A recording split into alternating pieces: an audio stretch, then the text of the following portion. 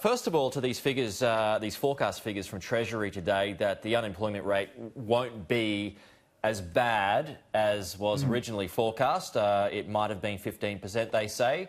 Now it's only going to be 10%. What are your thoughts on that, first of all? Well, firstly, it's largely a semantic issue, I suppose. I mean, kind of whether someone is on JobKeeper or JobSeeker, if they're out of work effectively, then they're out of work, they're unemployed. So the real unemployment rate, if you like, may actually end up being a lot more than 10%. So I know they've said the likely maximum is 10%. It's worth pointing out we probably won't see that for a month or two because the March figure that we're going to get in a few days, that's based, as I understand it, on the first half of March. That's when the survey is done. But the lockdowns, of course, didn't really kick in until the second half. Well, that's what I was thinking. So if it's 10% now, it's probably going to end up at 15, maybe even 20, which was the original fears from several economists.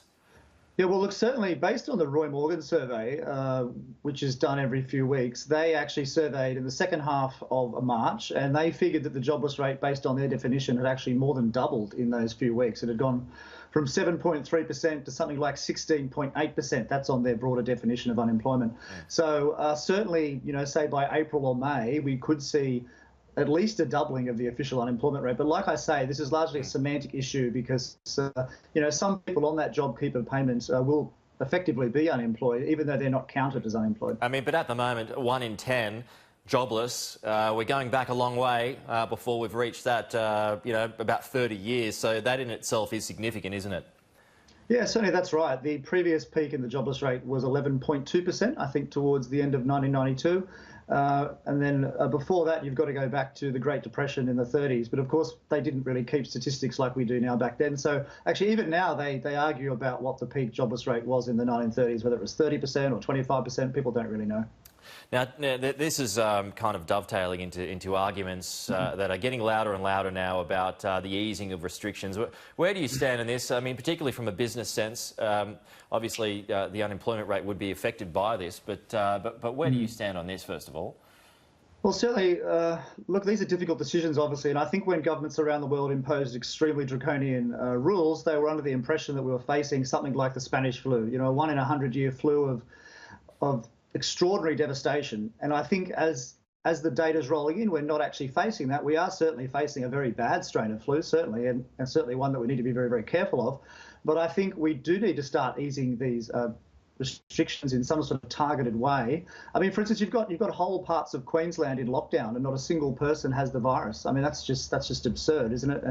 And you know, there's studies out now that show the danger of this virus to people under 65 is less than driving a car each day. So I really think we need to start kind of weighing up the damage that we're causing to the economy, which of course is going to be very long term, with the possibility of lives saved. I guess the point would be that if these draconian measures weren't put in place, then the numbers would have skyrocketed anyway, and we may well have seen percentages that were seen in New York and Spain and the UK as well, although our population is a lot less. Yeah.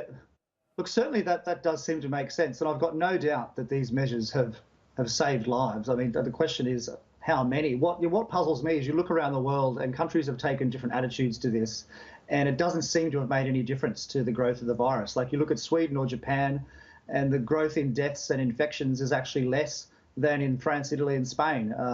So I just think it's very hard to tease out a statistical justification, if you like, for the most extreme forms of lockdown.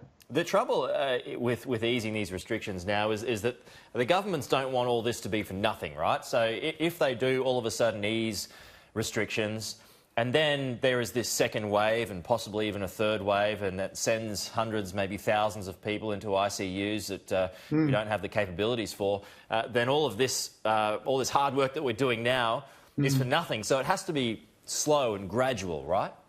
Yeah, look, certainly that's right. I think it does have to be slow and gradual, but certainly we can't stay locked down like this for more than a few months. I wouldn't say. And actually, it's interesting looking at Europe now. I mean, you're looking at Spain, the Netherlands, Austria, Denmark. I mean, these are countries with much, much higher infection rates than we have, and they're already starting to lift their lockdowns. So I think that really says something about the politics of the situation, and it says that I just don't think it's feasible in Australia to have a 6-month lockdown, which at least is what the federal government has been hinting at. Although I notice that's not being said as much now.